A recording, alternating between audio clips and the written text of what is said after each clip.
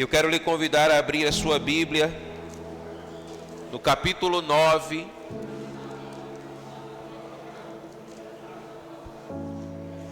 do livro de Josué.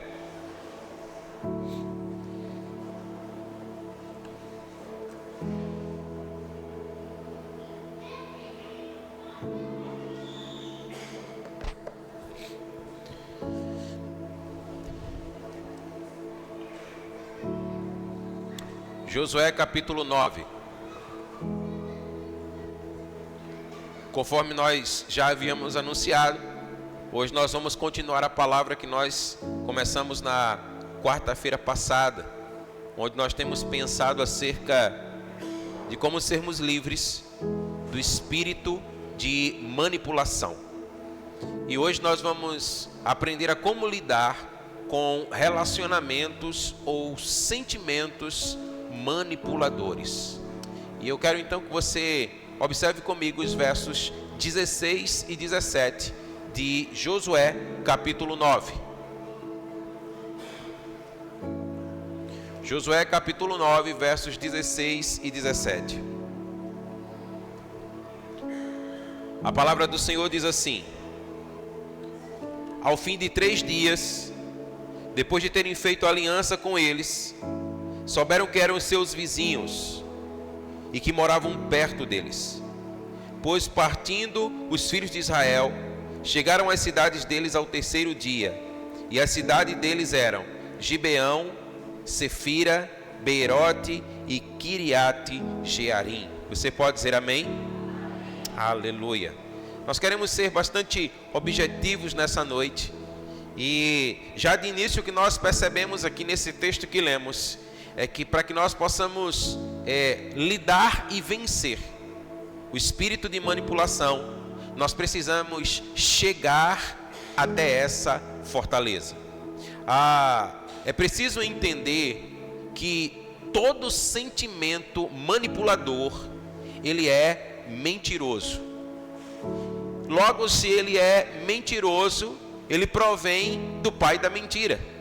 E a palavra do Senhor nos ensina que o pai da mentira é o próprio diabo. Consequentemente, toda pessoa manipuladora, ela também é mentirosa.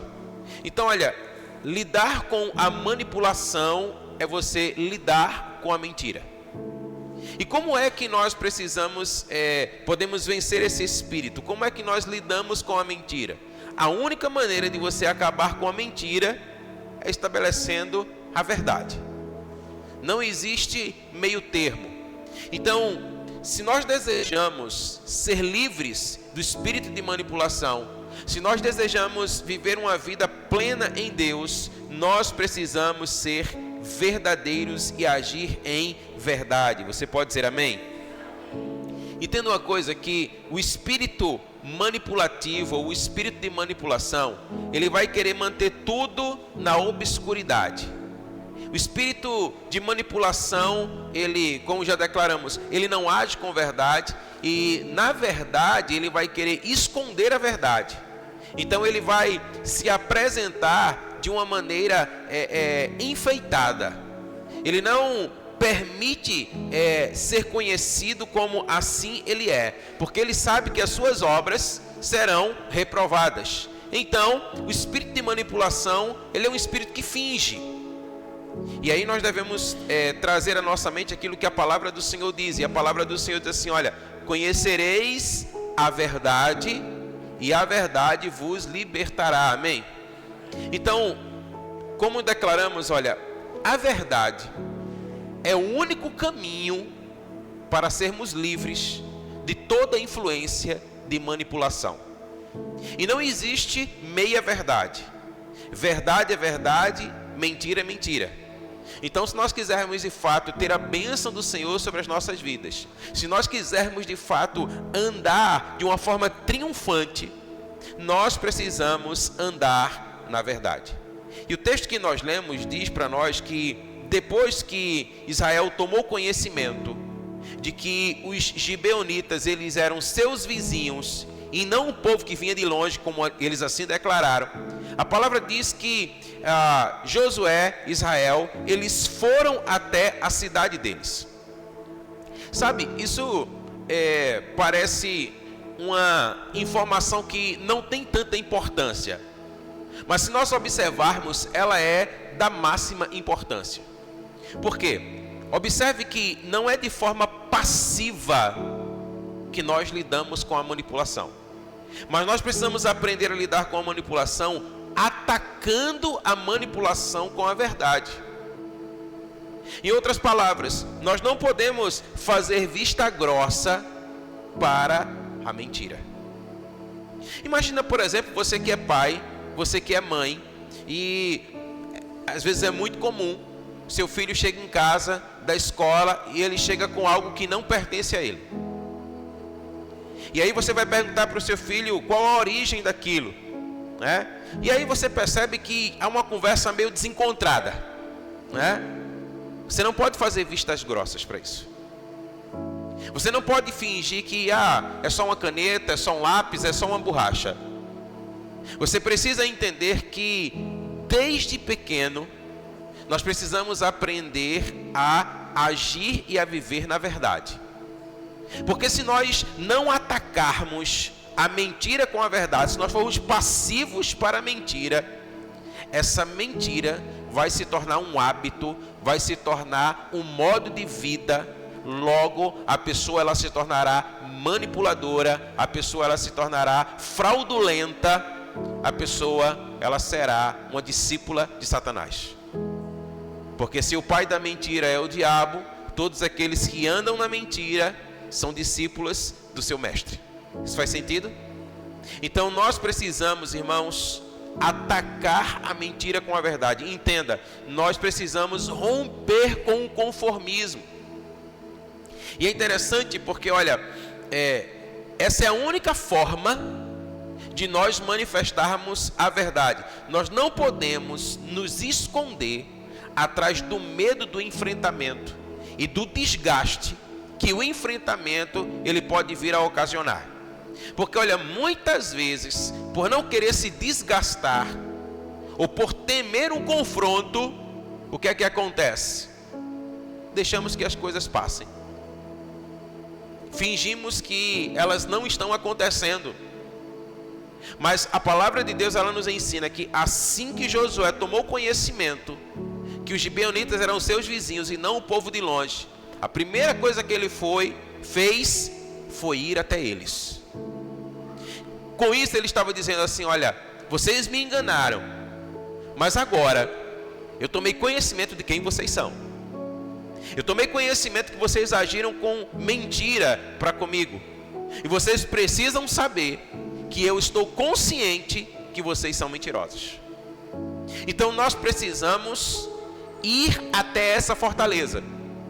Nós precisamos romper, nós precisamos quebrar essa fortaleza.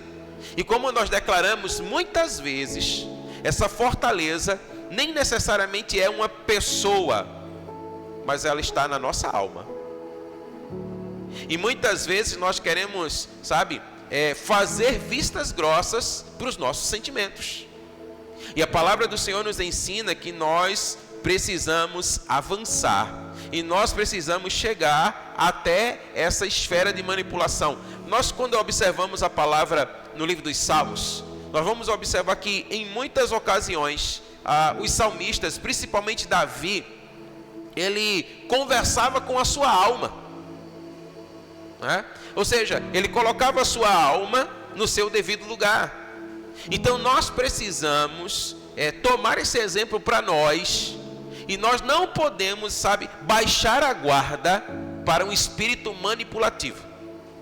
Mas nós precisamos atacar toda mentira com a verdade. Você pode dizer amém?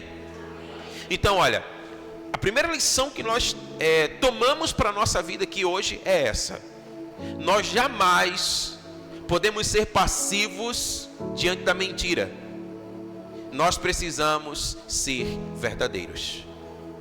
Então muitas vezes, olha, por exemplo, um exemplo simples, mas que pode acontecer com qualquer um de nós. Nós temos responsabilidades, nós temos afazeres, nós temos responsabilidades no reino, no ministério, e muitas vezes você passa toda uma semana, muita luta, muita coisa para fazer, e muitas vezes você pode se encontrar cansado, ou por lutas que você possa estar enfrentando, você pode se encontrar desanimado, e aí o diabo muitas vezes ele vai querer sugestionar algumas mentiras para o seu coração. Olha, você trabalhou demais, você está muito cansado, você não precisa cumprir com esse compromisso, deixa que alguém faz no teu lugar. E aí você vai acatando essas sugestões no seu coração. Daqui a pouco você acredita nisso de tal forma que se torna uma verdade. E aqui nós não queremos desmerecer o fato de que você de fato possa estar cansado, de que você de fato possa estar enfrentando lutas. Mas muitas vezes o que está por trás, o que lhe impede de avançar, não é necessariamente o cansaço, mas é a mentira que é lançada por Satanás, que muitas vezes você acata no seu coração. Por isso, nós precisamos ir até esse lugar de fortaleza para dizer assim: olha, eu conheço você, eu sei de toda a verdade e eu não vou ceder à sua manipulação. Amém? Observe aí agora o verso de número 18. Josué 9:18. A palavra diz assim: olha, os filhos de Israel não os atacaram, porque os chefes da congregação lhes haviam jurado pelo Senhor, Deus de Israel. Por isso, toda a congregação murmurou contra os chefes. Declara assim comigo: cumprir a palavra. Nós precisamos aprender algo aqui, olha, em nenhuma hipótese, sob nenhuma circunstância, nós devemos negociar a nossa integridade. E um dos aspectos que mais definem a integridade é o compromisso com uma palavra empenhada. E deixa eu lhe dizer algo. Talvez seja exatamente aqui que muitos de nós falhamos. Uma palavra empenhada, uma palavra dita e uma palavra não cumprida, ela revela muito acerca do nosso caráter. Sabe, é preciso entender que se você não pode assumir um compromisso, não empenhe a sua palavra. Porque uma palavra dita, ela deve ser cumprida. Note, você que esteve aqui na quarta-feira passada, Josué, ele foi enganado pelos gibeonitas. Os gibeonitas disseram assim: olha, nós somos um povo distante, nós viemos de uma terra distante, nós ouvimos falar da fama do Senhor, o que o Senhor tem feito através de vocês, e nós viemos aqui porque nós queremos adorar o Deus de vocês, e nós queremos então fazer uma aliança com vocês. E Josué, diz a palavra, que sem consultar o Senhor, fez uma aliança com os gibeonitas. 3 dias depois, eles descobriram que os gibeonitas eram seus vizinhos. Eles foram enganados, sim ou não? Sim. Mas é interessante notar que Josué havia dado uma palavra, havia feito uma aliança: não tocaremos em vocês, não destruiremos a vida de vocês, porque nós fizemos uma aliança com vocês. O que é que isso ensina para nós? Olha, que o que a palavra está nos ensinando é que a malícia e o engano alheio não é desculpa para nós não cumprirmos a nossa palavra. Outras palavras, o que eu estou querendo dizer é: o mau caratismo de alguém não justifica o seu mau caratismo. Você está entendendo? Ah, porque fulano fez. Se você empenhou a sua palavra, se eu empenhei a minha palavra, a palavra ela deve ser cumprida. Palavra fala sobre caráter. Você imagina, você consegue mensurar o Senhor Deus falando algo e depois desdizendo aquilo que Ele falou? Você consegue imaginar o Senhor marcando um encontro com você e depois Ele dá uma desculpa porque Ele não apareceu? Isso é inconcebível, você concorda comigo? A Bíblia diz que nós somos a imagem e semelhança do Senhor. A nossa palavra, ela deve ser tal qual a palavra do Senhor. Nós não podemos empenhar uma palavra e não cumpri-la. E aí é interessante porque, como eu disse, a mentira dos gibeonitas, então, ela não anulou a palavra declarada por Josué. Eles tinham uma responsabilidade. E a palavra diz aqui, olha, no texto que nós lemos, né? Aqui, olha, toda a congregação murmurou contra os chefes de Israel. Porque o que é que eles queriam? Não, nós vamos pegar esses caras mentiram para nós. Nós vamos destruir, nós vamos acabar com eles. Mas Josué disse: empenhamos uma palavra e não podemos voltar atrás. Então entenda uma coisa comigo: toda tomada de decisão, ela trará a sua consequência. É por isso que é preciso nós analisarmos bem antes de empenharmos a nossa palavra, antes de nós tomarmos qualquer consequência, porque olha, quebrar a palavra só piora a situação. Então entenda que uma arma essencial para lidar com o espírito manipulativo é a integridade. É você cumprir a sua palavra, aquilo que você tem declarado. Se você quer de fato ser alguém plenamente livre, se você quer mais de Deus sobre a sua vida, se você quer viver a boa, agradável e perfeita vontade de Deus sobre a sua vida, se você quer uma vida plena sobre você, você precisa agir com verdade, cumprindo a sua palavra. Você pode dizer amém? Nós precisamos, irmãos, resgatar isso em dias como esse. Esses são dias em que a palavra parece que ela já não tem mais valor. Houve um tempo em que a palavra valia mais do que um papel assinado. Mas parece que os dias que nós vivemos, nem com um papel assinado a palavra mais está valendo. Então nós precisamos resgatar isso, porque nós somos homens, mulheres de palavra. Homens, mulheres que vão viver integridade, amém? Homens e mulheres que vão cumprir a palavra que tem declarado. E qual a consequência disso sobre a sua vida? Você será livre de todo espírito de mentira, de toda manipulação.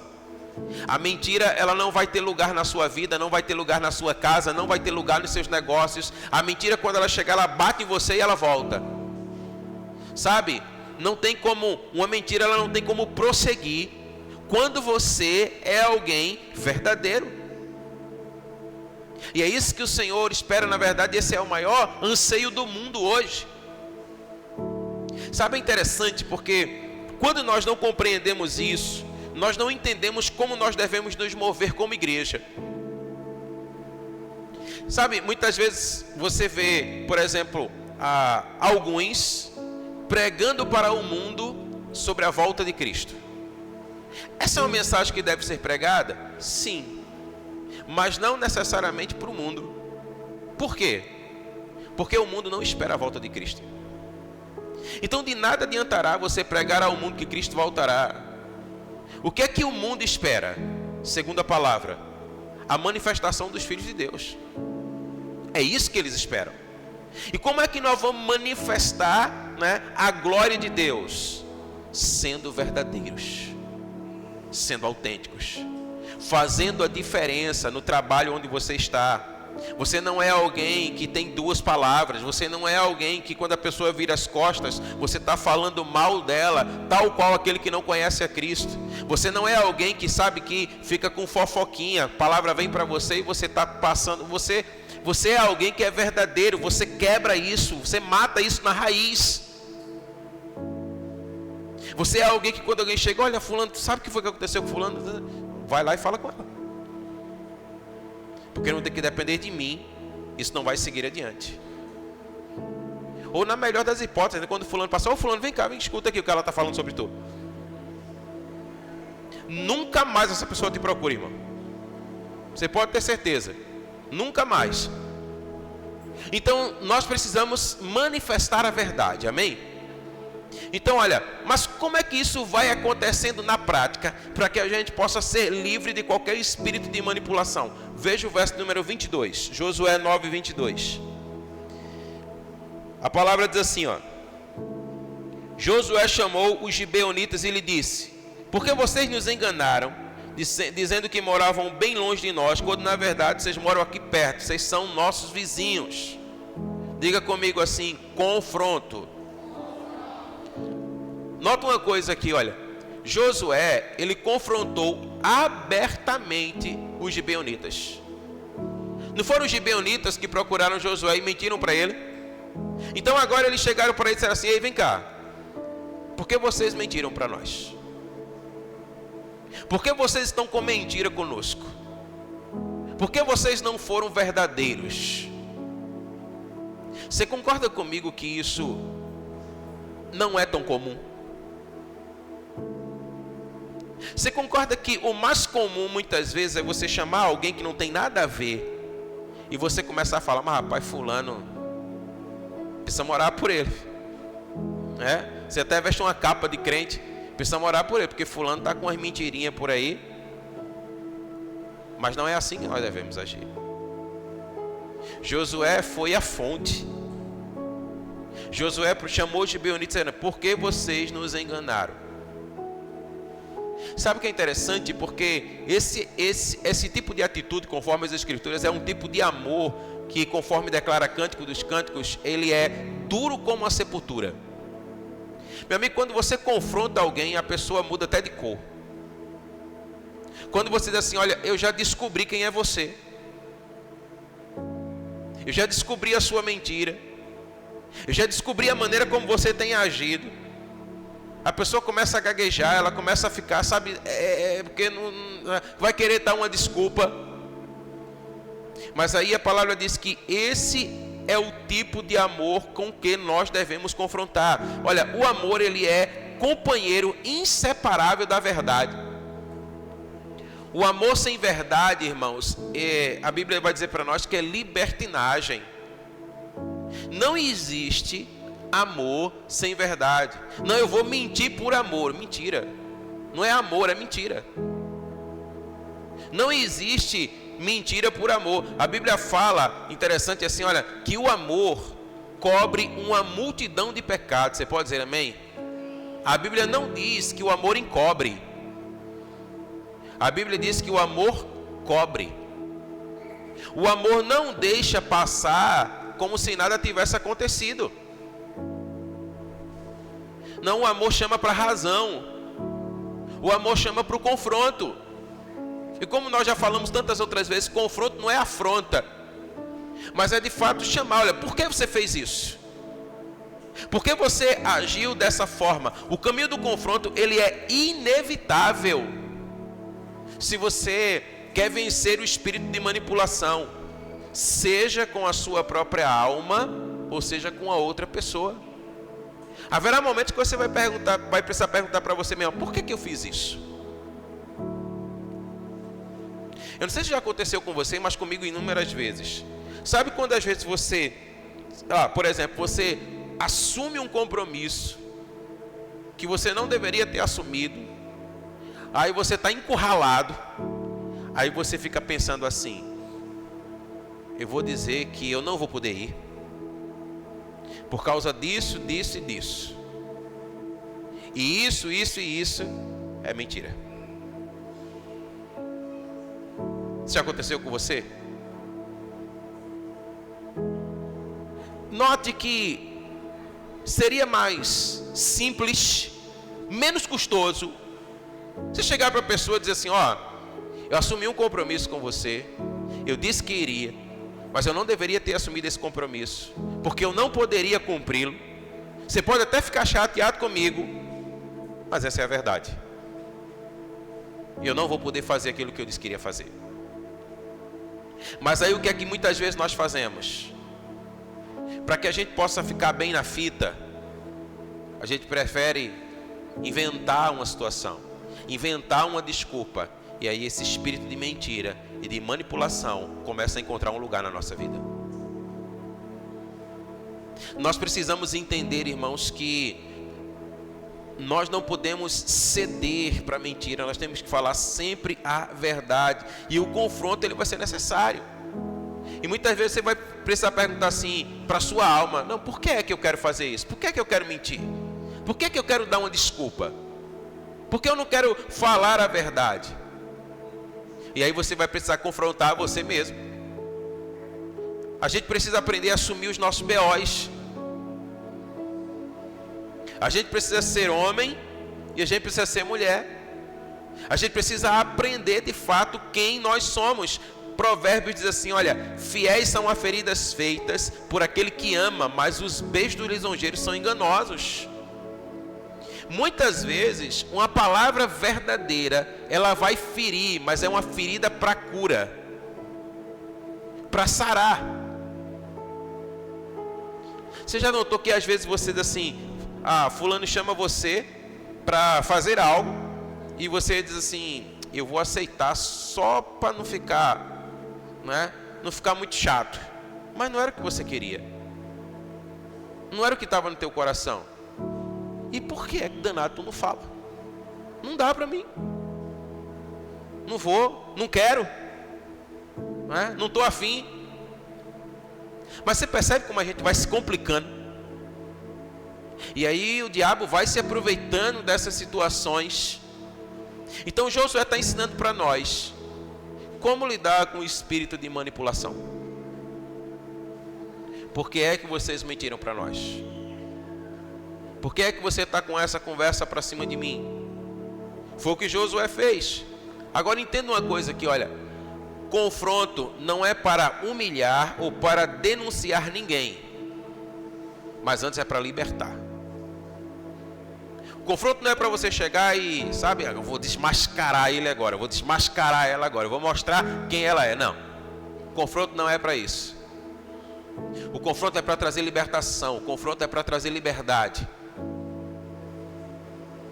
Se você tem alguém que, por exemplo, está mentindo para você, você tem, sabe, você tem as provas na sua mão, o que é que você vai fazer agora? Liberta essa pessoa. Diz assim para ela, olha, por que você está mentindo? Por que você está agindo dessa maneira? Não é melhor agir com verdade? Não é melhor você se libertar dessa mentira e de fato assumir a verdade? Quando Josué perguntou por que vocês nos enganaram, essa era uma pergunta retórica para que eles tivessem a chance de serem libertos. É isso que nós devemos fazer. Entenda, olha, que uma resposta verdadeira, ela pode mudar todo o curso de uma história. Porque quando você mente, você está seguindo num caminho que em algum momento possa ser que você nunca mais consiga retroceder. Mas uma resposta verdadeira, a Bíblia diz, cobre multidão de pecado. Pode transformar uma vida. Enquanto a pessoa não desistir de sua máscara, ela será prisioneira de si mesma. A única maneira, sabe, de você romper com isso é sendo autêntico, é sendo verdadeiro. Quando é que nós somos perdoados pelo Senhor? Quando há arrependimento. E quando é que há arrependimento? É quando você olha para dentro de si e você diz, eu errei, eu fiz o que é mal e eu não quero prosseguir nesse caminho. Então você decide, toma a decisão de se arrepender. E aí a graça de Deus vem e transforma o seu ser, amém? Então é assim que nós precisamos agir. Você precisa primeiro, recapitulando, ir até esse lugar. Esse lugar não pode ficar obscuro. Você não pode ficar mascarando esse lugar. Você sabe exatamente onde é esse lugar. Então você vai até esse lugar. Você vai chegar até essa fortaleza. E você vai quebrar essa fortaleza. E como é que você vai fazer isso? Você vai, irmãos, cumprir com a palavra da verdade. E você vai também confrontar toda mentira com a verdade, amém? Agora, vamos entender uma coisa aqui. Josué, ele responsabilizou os seus algozes, aqueles que mentiram para ele. Veja aí o verso número 23.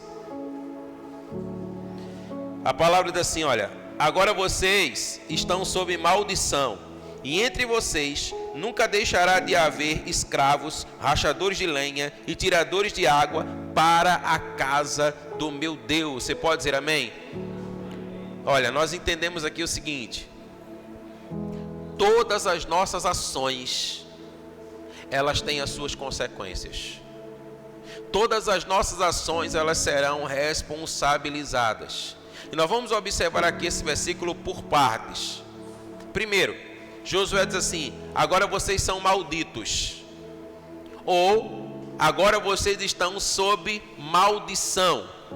Eu quero que você possa entender esse termo aqui, não no sentido punitivo, porque não é isso que Josué está dizendo. Ainda que isso seja uma consequência do ato de mentira que eles cometeram para com Israel. Mas é fato, né?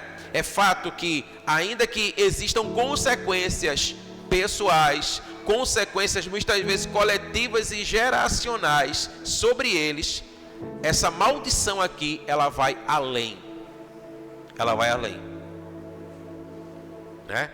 Então, olha, entendamos: toda lei, ela carrega consigo uma maldição ou uma consequência, podemos colocar assim. Por exemplo, é proibido você furtar.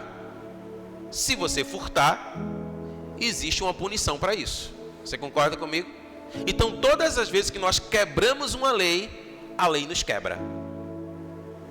Então Josué estava dizendo assim: olha, vocês quebraram uma lei, e agora vocês foram quebrados por ela. Então existe uma consequência. Vocês estão sob maldição. Então, olha, toda lei que você infringir, ela vai se voltar contra você mesmo. Agora, se você disser que a maldição não existe, você está declarando assim: olha, pecado não tem consequência. Mas todo pecado, ele tem a sua consequência. E como foi que isso se aplicou aos gibeonitas? A segunda verdade é que Josué disse: nunca deixará de haver escravo no meio de vocês para a casa do meu Deus. Essa foi a sentença de Josué sobre os gibeonitas. Colocou sobre eles uma disciplina espiritual permanente, perpetuamente. Como é que a gente pode entender isso aqui? Olha, Josué está falando: não vai faltar escravo para onde? Para a casa do meu Deus. Ok? Aquela época, né? O que era a casa do Senhor, a casa de Deus? Era o tabernáculo. E o tabernáculo aqui, ele traz uma revelação muito ampla de redenção através do princípio de sacrifício. Era através do sacrifício que o povo tinha os seus pecados perdoados, ok?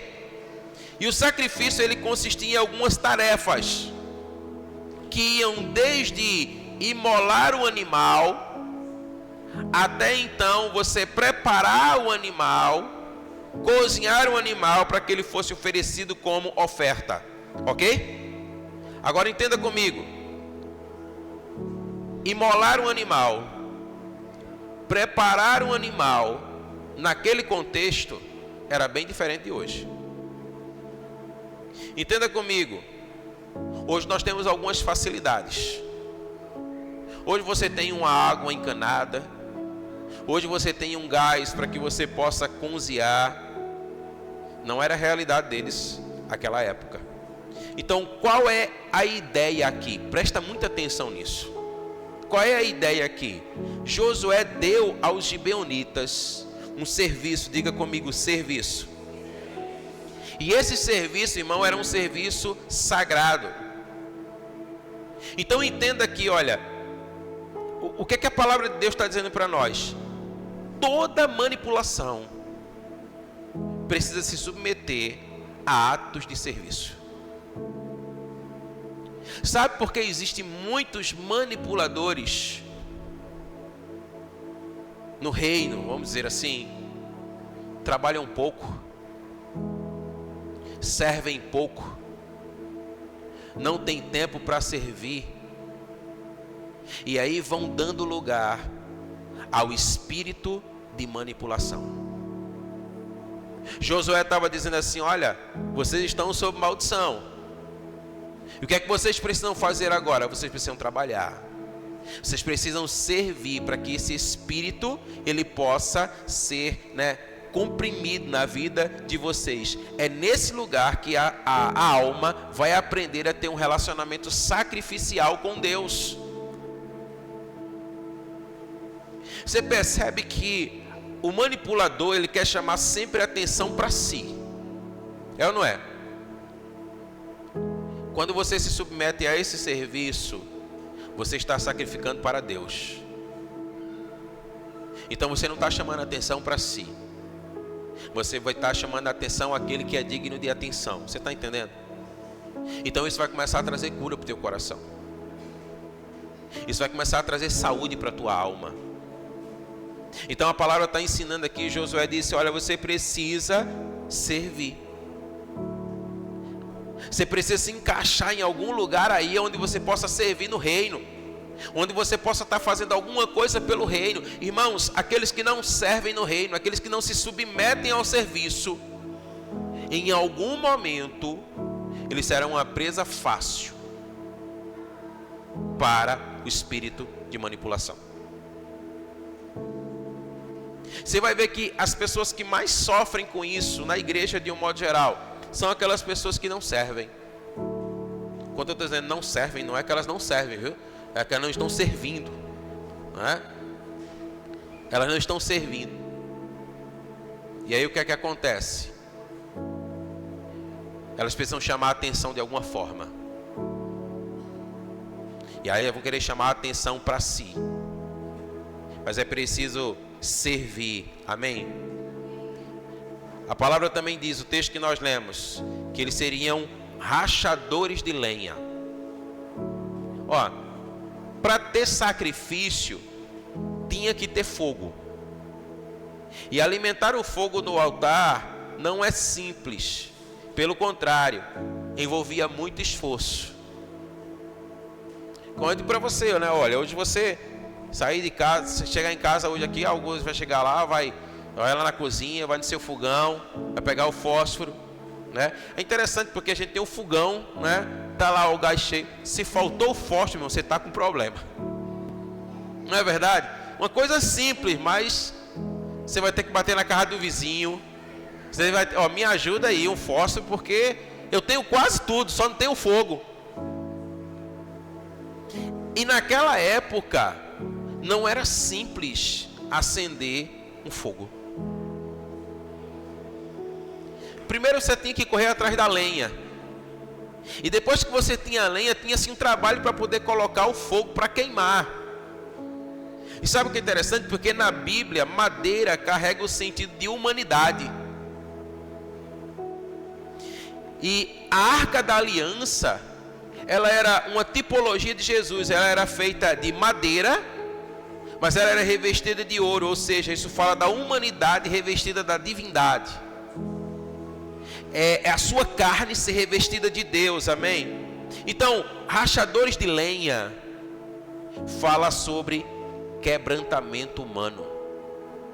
Rachadores de lenha fala sobre o fogo purificador do espírito. Se você não quebrantar o seu coração, não tem fogo, irmão. Se você não for até o altar, não tem fogo, sabe? Sem o quebrantamento que nos humaniza, cedemos ao lugar de motivações egoístas.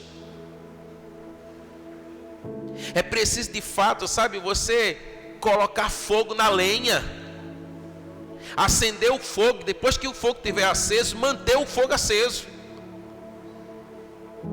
Então, olha o que Josué estava dizendo para eles. A receita para você vencer a manipulação é a disciplina do altar, é a entrega, é a renúncia, é o seu quebrantamento. A lenha rachada nada mais é do que um coração contrito diante de Deus. E o Senhor estava dizendo isso, Josué estava dizendo isso para os gibeonitas. Vocês mentiram. Vocês não agiram com a verdade, vocês manipularam. Por isso, uma maldição está sobre vocês. E agora, o que é que vocês devem fazer? Primeiro, recapitulando, a primeira coisa que você deve fazer, entendendo que você está sob maldição, vocês vão ser escravos na casa do meu Deus. Trabalhem para o Senhor. Trabalhem para o Senhor. Encontre um lugar onde você possa servir. Se você não encontrar esse lugar, não vai demorar muito. Você pode ter a certeza que daqui a pouco você vai estar insatisfeito. Você vai começar a ver problema no pastor, na pastora, no líder de célula, no supervisor, nos cultos, no ministério. Você vai ver problema em todo lugar. Mas quando você começar a servir, tudo vai fazer sentido para você. Tudo vai ser diferente para você. Você está entendendo? Amém? Rachadores de lenha. Mas não para por aqui. Ele também fala sobre eles serem tiradores de água. Diga comigo, tiradores de água. Aqui era um outro trabalho pesado. Imagina você fazer um sacrifício de animal. Você vai lá imolar o animal, vai ter sangue, você concorda comigo? E depois que você fizer tudo isso, agora é hora de limpar o ambiente. Mas você não tem uma água encanada. Você não tem uma torneira que você liga, você pega uma mangueira e você sai limpando o espaço. Eles tinham que ir buscar água no poço. E muitas vezes o poço era distante. Mas ele estava dizendo, vocês serão tiradores de água. Então era preciso ir ao poço, tirar a água para a limpeza do ambiente. Entenda, para lidar com a manipulação, nós precisamos aprender a disciplina de tirar a água da fonte inesgotável, do poço da vida que é Jesus. Você tem que ir ao poço. Você tem que tomar água. Você já imaginou quem sobreviveria aqui tomando água uma vez por semana? Alguém conseguiria esse feito? Certamente que não. Mas muitas vezes espiritualmente é isso que nós estamos fazendo. A gente vem uma vez na semana, toma um pouco de água que é oferecida desse lugar e você acha que você vai sobreviver com isso. Para limpar a alma, as sujeiras da alma, do sacrifício, você tem que ir ao poço. Você tem que beber na fonte. Amém? Quando você fizer tudo isso, aí você vai chegar no resultado final. Veja o verso número 25. A palavra diz assim: eis que estamos nas suas mãos, trate-nos segundo segundo lhe parecer bem e reto. Você pode dizer amém? Olha que coisa interessante, porque olha, lidar com a manipulação demanda submissão à disciplina. Irmãos, indisciplinados nunca vencerão a manipulação. É preciso se submeter à disciplina. Agora, a disciplina do altar não só te liberta, como ela também te dá identidade. Ela te dá um sentido. Ela te dá um lugar na presença de Deus. O que então que um manipulador precisa? De uma vida continuamente no altar. Nós precisamos atentar para aquilo que disse Jeremias. Eu acho que foi ele que disse: enganoso é o coração do homem. Então nós precisamos encontrar esse lugar no altar. Então olha, dê serviço para a sua alma, irmão. Dê serviço para a sua alma. Coloca a sua alma para trabalhar. Vai orar por alguém. Vai visitar um enfermo. Vai atrás daquele que há algum tempo não tem aparecido mais. Sabe, quando algo começar a ser colocado, vamos trabalhar nisso, se encaixa em algum lugar. Você precisa de serviço, você precisa se disciplinar a isso. Se você não se disciplinar, isso você não vai vencer muitas vezes esse espírito que está dizendo para você, que está querendo manipular os seus pensamentos e os seus sentimentos. Eles disseram assim para Josué: olha, faça conosco aquilo que bem lhe parecer reto. Eles estavam dizendo assim: olha, nós reconhecemos que nós erramos, nós reconhecemos que nós mentimos, nós reconhecemos que nós quebramos a lei nos quebrou, e nós agora nos submetemos à disciplina. É preciso se submeter à disciplina do altar. Amém? Como é que a gente vai fazer isso? Se comporte como rachador de lenha. Entenda que nós aqui, nós temos uma responsabilidade de trazer uma palavra que abençoe a sua vida. Mas eu não posso comer a sua comida. Eu não posso fazer por você aquilo que só você pode fazer. Então você precisa ser um rachador de lenha. Você precisa ter um coração quebrantado. Você precisa abrir o seu coração, quebrar o seu coração, buscar a face do Senhor. Sabe? Você precisa se humilhar, você precisa renunciar, você precisa de rendição. Você precisa se submeter a isso, dizer: Senhor, eu reconheço muitas vezes a manipulação que está no meu coração, sabe? Os maus pensamentos que vêm sobre a minha mente, os maus desejos do meu coração. Eu reconheço quando muitas vezes eu quero aparecer demais.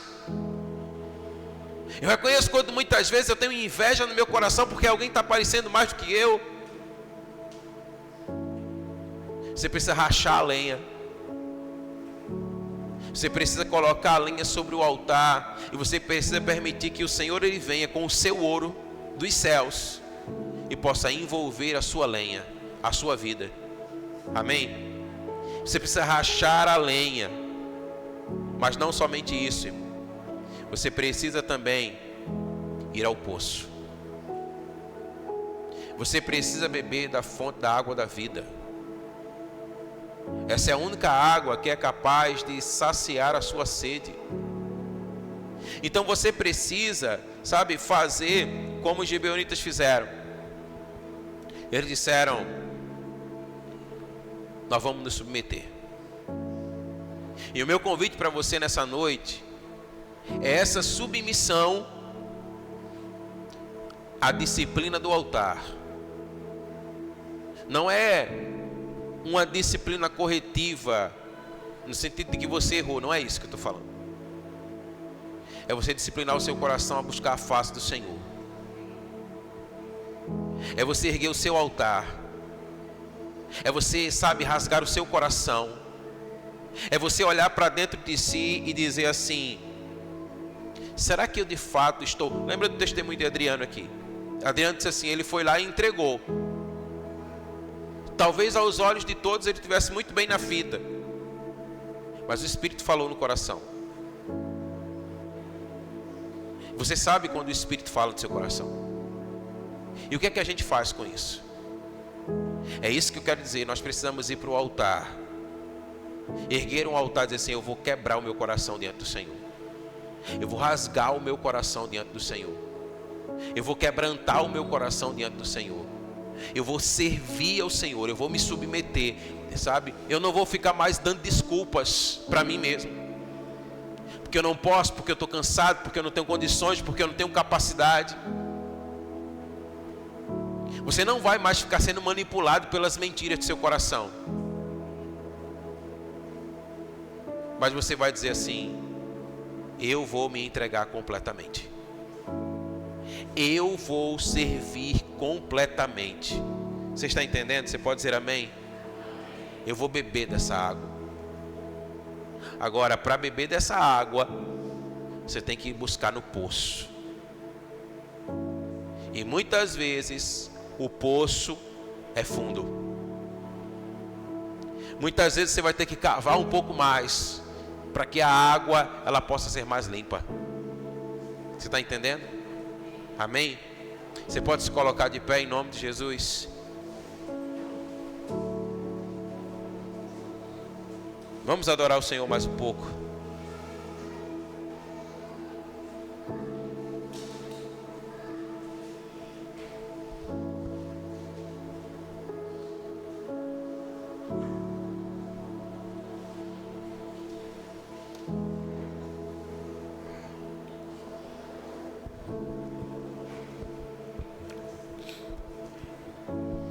E logo depois eu quero orar por você. Eu quero orar